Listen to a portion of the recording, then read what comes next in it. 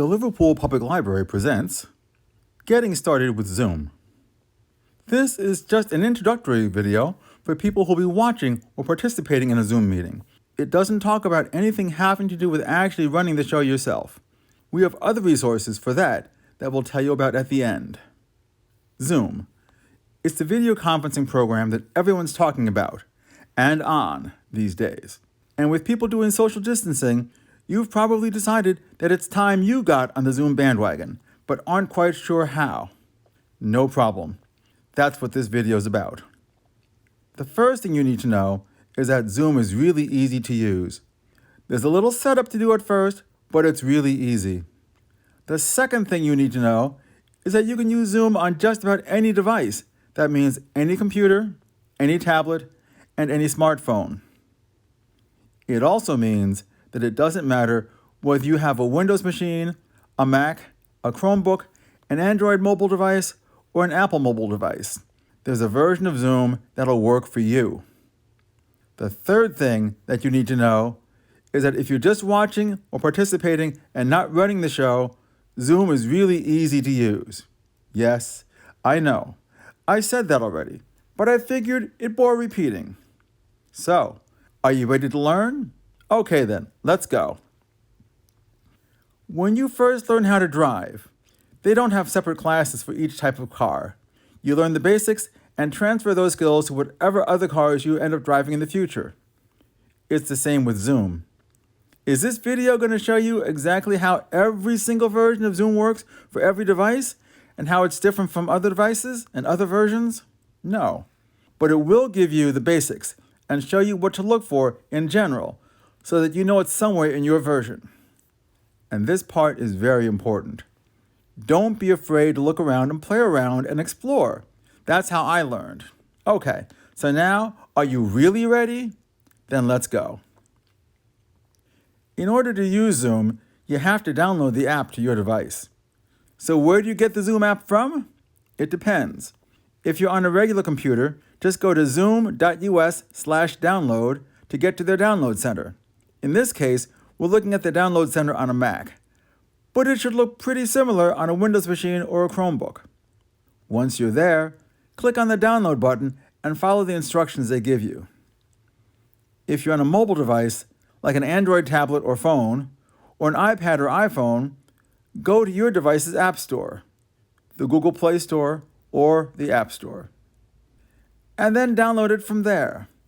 In this case, we're looking at downloading it from Google Play, but the process is pretty similar if you're using Apple's App Store.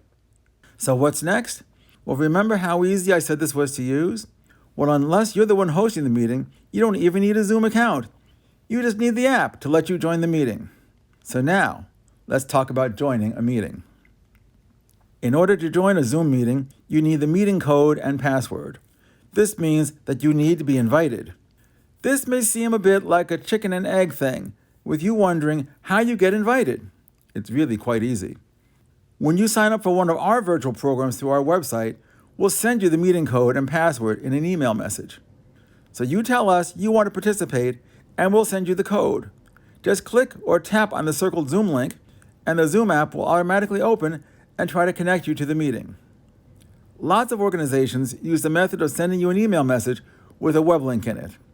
It's more secure for reasons we'll discuss in a minute. Other organizations may send you email about an upcoming Zoom meeting with either the Zoom link in it or a link where you can register to get it later on. Many school meetings and some of our youth services programs work this way. Or you may belong to a group that emails you the link to their meeting every month anyway. That's probably the easiest way. Here's an example from the newsletter of a quilting group. If it's a regular ongoing event, the meeting coordinator may even create a Zoom calendar link that gets added to your calendar, and you can click on it from there. Why all this work? Why do you need a meeting code and a password to get into a Zoom meeting? Because there are people out there called Zoom bombers who like to interrupt meetings by shouting obscenities and displaying inappropriate pictures. Making sure that there's a code for the meeting decreases the chances of a Zoom bomber interrupting your meeting, because they can't just randomly join a meeting. They have to know the code and password. This is why the code is only sent out to people who've signed up for the meeting and not just posted on the internet. This is also why you might find yourself sitting in a Zoom waiting room before the meeting, but more on that shortly. So what do you do now that you've got your Zoom link in your email? You wait.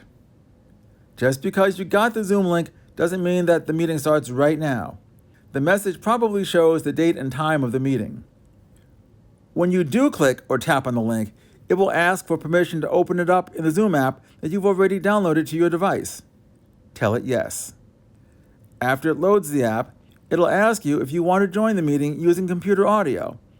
You'll usually want to say yes. In fact, it's probably a good idea to just check the box that says to automatically use computer audio from now on. But don't wait too long to click on the meeting link. Don't wait until the exact moment the meeting begins. Don't be fashionably late. Get there a little early. The host may have to check people in from the Zoom waiting room. This is another way of keeping Zoom bombers away. But after a minute or so, you should finally be let into the meeting. Now that you're in your meeting, there are two different ways of looking at it, or the people in it. The first is called active speaker view, and that's where you see a large image of the person speaking at the moment and yourself in the bottom corner of the screen. Zoom is smart enough to figure out who's talking and gives its attention to them. Sort of like the generic example I'm showing you here. The second way of looking at your Zoom screen is called gallery view, and this is where you see as many people as will fit on one screen. Sort of like the Brady Bunch or the Hollywood Squares. And if there's not enough room for everyone, you can scroll or slide to the left to see more. Like this generic example. How do you switch from one view to another? It's easy. If you're on an Android tablet or an iPad, you'll see a button on your screen that says switch to gallery view if you're in active speaker view, and switch to active speaker if you're in gallery view. If you're on a laptop or desktop computer of some kind, in the upper right-hand corner of your screen, you'll see a button that says View. If you click on that, you'll see choices for speaker and gallery. We're not going to worry about full screen right now. Now let's talk about some basic controls. Not all of them, but just the basic ones you need to know when you're Zooming for the first time. Remember, as I said before, that these will be in different places on different devices. So rather than show you exactly where they are on every machine, I'll tell you what they are so that you know what to look for on your device. Let's start off with the Stop Video, Start Video button. This turns on your camera if it's off and turns it off if it's on. When the camera is off, it just puts a generic Zoom icon, a picture you've already uploaded or yourself, or just your name on the screen. Next is the Mute Unmute button. This turns your microphone on and off. Sometimes you'll be automatically muted when you join a meeting so that the leader has control over who can speak, and sometimes you can turn yourself on and off. The Chat button lets you carry on a text chat with one or more participants of the meeting. On a desktop computer or laptop, the button's right there at the bottom of the screen. On a tablet, however, it's one of the choices under the More button. The Raise Hand button lets you get the attention of the person running the meeting so that they can unmute you and listen to what you have to say. On a desktop or laptop computer, this is under Reactions at the bottom of the screen. On a tablet, this is another thing that's under the More button. And finally, there's the Leave button. This lets you leave the meeting. That seems sort of obvious, doesn't it? But sometimes you have to leave twice, so don't get flustered when it happens. And that about covers it for Zoom Basics. There's a lot more you could learn, a lot more, especially about hosting meetings. And if you want that, we have a series of videos available through the lynda.com service that we subscribe to. To get there, go to our website at lpl.org, then Research, Databases, and then Practice Exams and Online Courses, and scroll down to look for Lynda.